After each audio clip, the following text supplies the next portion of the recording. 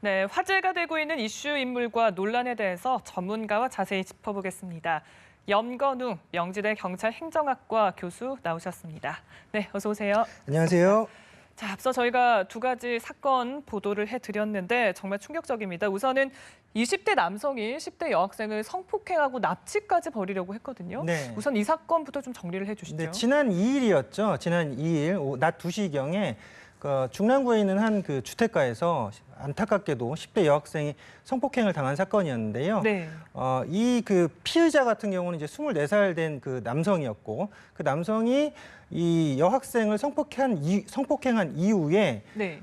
자신의 집 근처인 남양주 쪽으로 또 버스를 타고 데려가려고 했던 그런 상황이에요.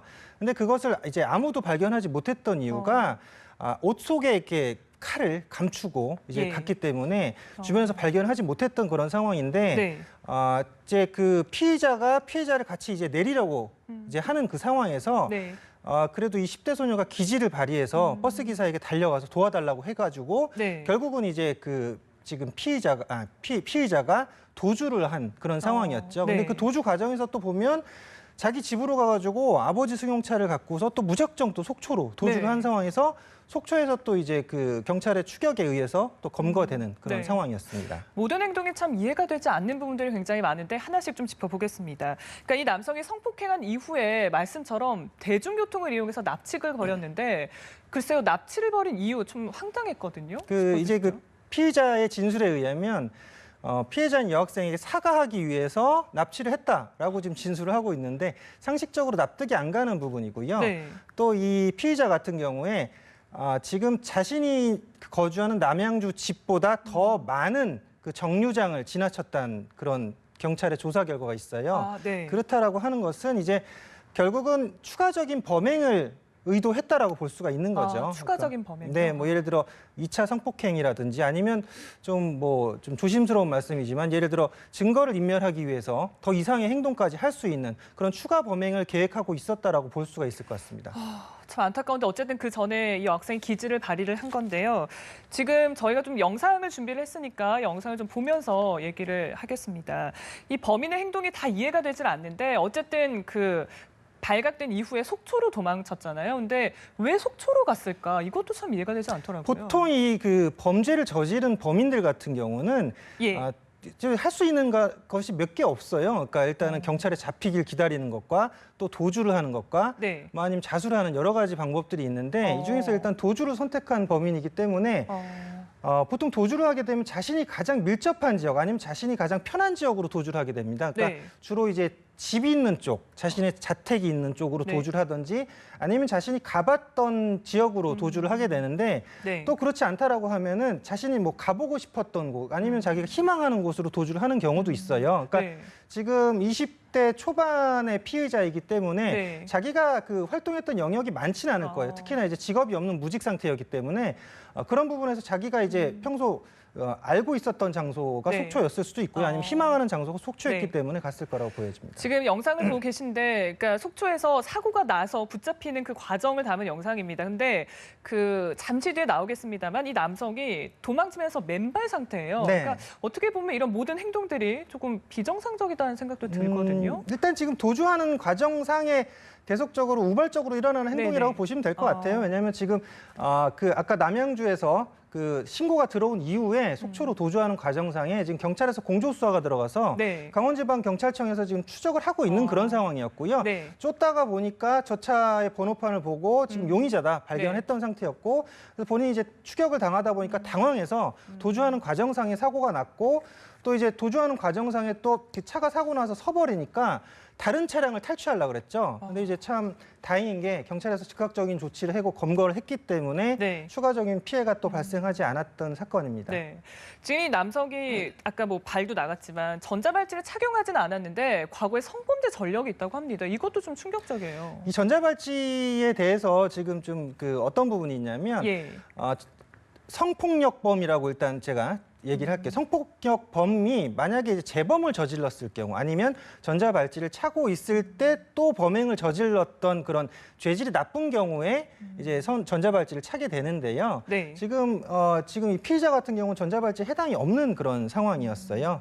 근데 지금 이제 추가적으로 이번에 그 재범인 상태이기 때문에 네, 향후에는 전자발찌를 착용을 하게 되겠죠. 네. 그럼 말씀처럼 재범인데 처벌 수위는 어떻게 되는 건가요? 일단 형법상에서는 3년 이상의 징역이고요. 네. 또 미성년자가 13세 미만인 경우는 10년 이상 징역에서 무기징역까지 가능한데 지금 네. 제가 알기로는 뭐 중학생이나 고등학생 정도로 지금 파악이 되고 있거든요. 그러면 이제 5년 이상의 징역에 처해질 것 같은데 일단 재범의 그 부분이 법원에서 분명히 양형 기준에 가중처벌이 들어갈 것이고요. 또 그 이후에 이제 보호관찰 처분도 받을 것이고 또 성폭력 범죄에 대한 그 교육도 수강하고 네. 전자발찌를 착용해서 계속적으로 관리할 예정입니다. 그런데 뭐 처벌이 뭐 강화되는데 이런 얘기도 있겠습니다만 그렇다고 이게 해결이 되겠습니까? 사실 누구나 피해자가 될 수 있는 그런 상황인데 좀 근본적인 대책이 필요해 보이거든요. 그렇죠. 지금 사실 그 성폭력 범죄 같은 경우는 우발적인 범죄라고 생각을 하는 경우들이 있는데요. 그렇진 않습니다. 성폭력 범죄라는 것은 보통 계획이 되어 있는 범죄고요.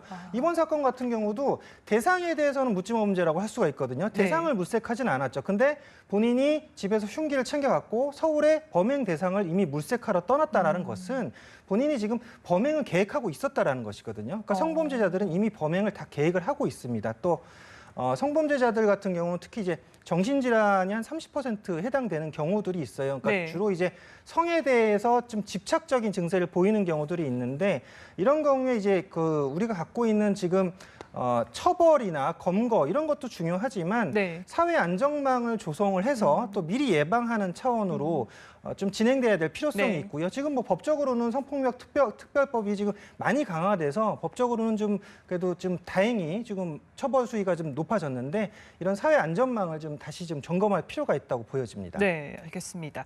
자, 이 사건도 좀 짚어보겠습니다. 올림픽 공원 내 키즈 카페에서 5살 남자아이, 그러니까 발달 장애가 있었다고 하는데 이 남자아이가 사라졌다가 입사한 채로 발견이 됐어요. 그렇죠.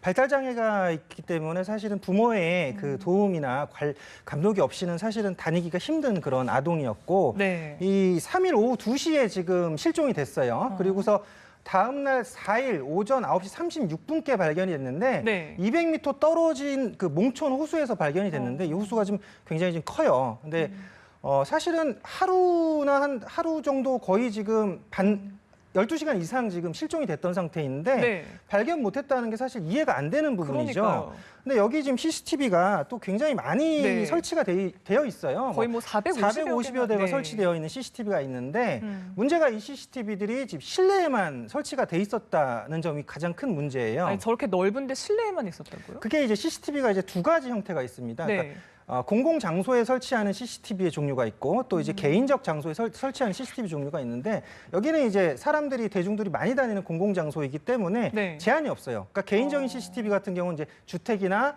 공장 같은 데 설치되는 것은 네. 예를 들어 주택 같으면 집 안에만 보게 돼 있고 입구만 보게 돼 있는데 밖에를 쳐다보게 되면 그것은 지나가는 행인들이 보이기 때문에 네. 사생활 침해가 될 수 있어요. 근데 여기는 사실은 밖에 외부 장소, 공공 장소이기 때문에 외부에 CCTV를 설치해도 전혀 무방하거든요. 근데 여기는 지금 실내 공연장이라든지 아마 실내 시설 관리하기 위한 CCTV 위주로 설치가 됐다는 그런 큰 문제점이 있었던 네. 거죠. 외부에 이렇게 어쨌건 호수가 있고 이런 좀 위험 시설이 존재할 수 있다라는 네. 가정이었으면 외부에도 분명히 CCTV를 설치해서 볼 수 있게 만들었어야지 이런 안타까운 사고를 네, 예방할 수 맞습니다. 있었겠죠.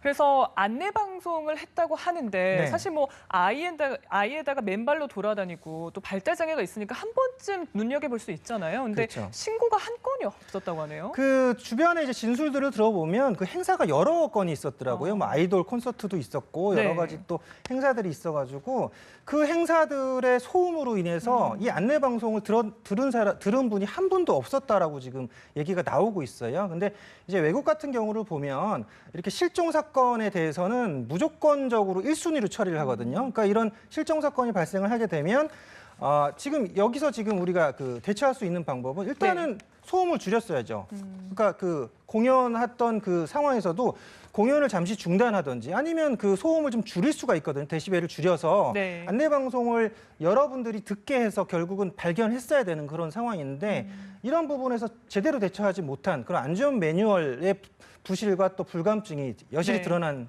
사고라 볼 수가 있죠. 네, 결국에는 매뉴얼 부실, 안전 불감증 이런 게 부른 화인 것 같습니다. 자, 오늘 말씀 여기까지 듣겠습니다. 염건웅 명지대 교수와 얘기 나눴습니다. 고맙습니다. 고맙습니다.